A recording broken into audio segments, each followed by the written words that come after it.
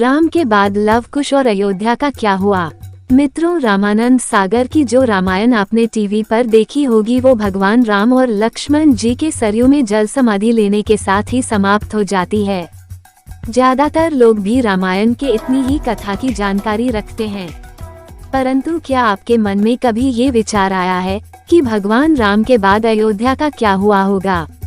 भगवान राम की संतानें लव और कुश का क्या हुआ होगा और सूर्य वंशों का वंश आगे कैसे बढ़ा होगा? तो मित्रों, अगर आप भी इन्हें सभी प्रश्नों के उत्तर जानना चाहते हैं तो इस वीडियो को पूरा देखिए। रावण का अंत करने के बाद जब श्री राम माता सीता को अपने साथ वापस अयोध्या ले आए, तब माता सीता को ये नहीं पता था कि उनके लिए अभी परीक्षाओं का अंत नहीं हुआ है और एक दूसरी परीक्षा अभी भी उनके मार्ग में खड़ी है। जब राम ने अपनी प्रजा के सवाल उठाने पर माता सीता को ही त्याग दिया, उसके बाद माता सीता वाल्मीकि ऋषि के आश्रम में रहने के लिए जगह मिली, जहां उन्होंने अपने बेटों लव और कुश को जन्म दिया और उनका पालन पोषण किया। लेकिन इतना सब होने के बाद भी ये कहा जाता है कि माता सीता के पति श्री राम का ये प्रेम ही था। उन्होंने सीता को त्यागने के बाद किसी दूसरी रानी से शादी नहीं की। वे सीता की अनुपस्थिति में उनकी कमी को पूरा करने के लिए अपने साथ यज्ञ में सोने की गुड़िया लेकर बैठते थे। सोने की गुड़िया इसलिए क्योंकि सोने को सबसे पवित्र माना जाता है। आइए अब जानते हैं कि जब भगवान राम ने राजपाट छोड़ा तो रघुवंश का क्या हुआ और किसने शासन किया। भगवान राम के राजपाट छोड़ने के बाद कुश अपनी सेना के साथ अयोध्या आए और उन्होंने वहां का शासन संभाला।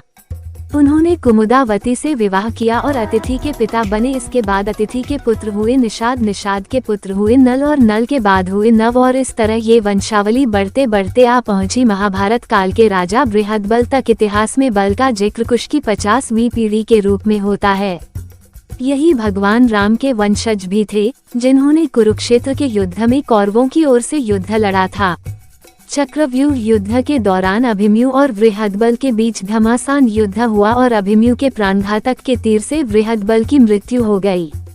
आगे बढ़ने से पहले मित्रों, आपको बता दें कि पुराणों में भरत, लक्ष्मण और शत्रुघ्न के भी दो पुत्रों का जिक्र मिलता है। भरत के 2 पुत्र हुए दक्ष और पुष्कर, लक्ष्मण के पुत्र चित्रांगद और चंद्रकेतु, हमारे शत्रुघ्न के पुत्र हुए सुबाहु और शिवसिंह। मित्रों, मथुरा का नाम पहले शुसेन था। जब राम ने भरत का राज्याभिषेक करना चाहा तो भरत नहीं माने और दक्षिण कौशल प्रदेश में कुश और उत्तर कौशल में लव का अभिषेक कर दिया गया। भगवान राम के काल में भी कौशल राज्य उत्तर कौशल और दक्षिण कौशल में विभाजित था। कालिदास के रघुवंश चरित्र के अनुसार राम ने अपने पुत्र लव को शरावती का और कुश को कुशावती का राज्य किया था। शरावती को श्रावस्ती माने तो निश्चय ही लव का राज्य उत्तर भारत में था और कुश का राज्य दक्षिण कौशल में। रघुवंशी चरित्र के अनुसार कुश को अयोध्या जाने के लिए विंध्याचल को पार करना पड़ता था। इससे ये भी सिद्ध होता है कि उनका राज्य दक्षिण कौशल में ही था। कुश की राजधानी कुशावती आज के बिलासपुर जिले में है और कौशला को राम की माता कौशल्या की जन्मभूमि माना जाता है।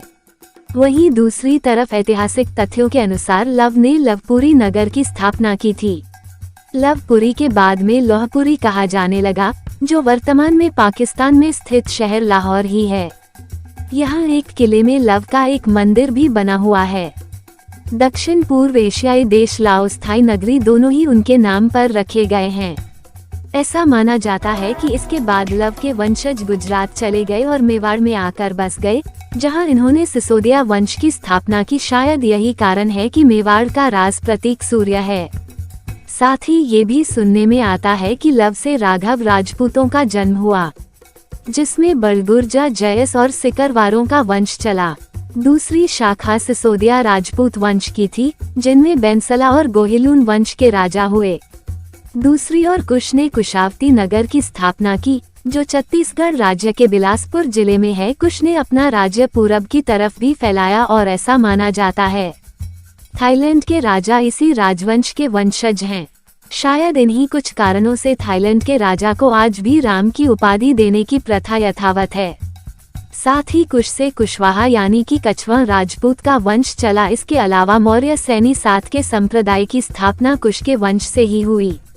आपको बताता दे, कुश की मृत्यु दुर्जया नामक एक असुर से युद्ध करते हुई थी। इसके अलावा ऐसा कहा जाता है कि लव और कुश में से कुश का ही वंश आगे बढ़ा, इसी कारण इतिहास में भी कुश के ही वंशजों का वर्णन ज्यादा मिलता है। मित्रों, पुराणों में दूसरे सूर्यवंशी राजाओं का भी जिक्र मिलता है, जिसमें एक नाम राजा सिद्धार्थ यानी कि गौतम बुद्ध का भी है। सूर्य वंश के अंतिम राजा के रूप में राजा सुमित को जाना जाता है, जिनको नंद वंश के संस्थापक पद्म आनंद ने हराकर अयोध्या को कब्जे में ले लिया था, और ये समय ईसा पूर्व से 450 से 360 के आसपास का रहा होगा। 2019 में भारत की सर्वोच्च अदालत ने ये भी पूछा था, क्या राम के आज भी कोई वंशज अस्तित्व में है?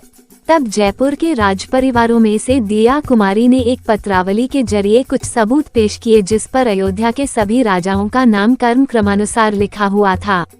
इसमें भगवान राम के वंशज के रूप में 289वें नंबर पर वंशज आमेर जयपुर के सवाई जयसिंह का ही नाम था, और इसी क्रम में 307वें वंशज के रूप में दिया कुमारी के पिता महाराजा भवानी सिंह का नाम मिलता है।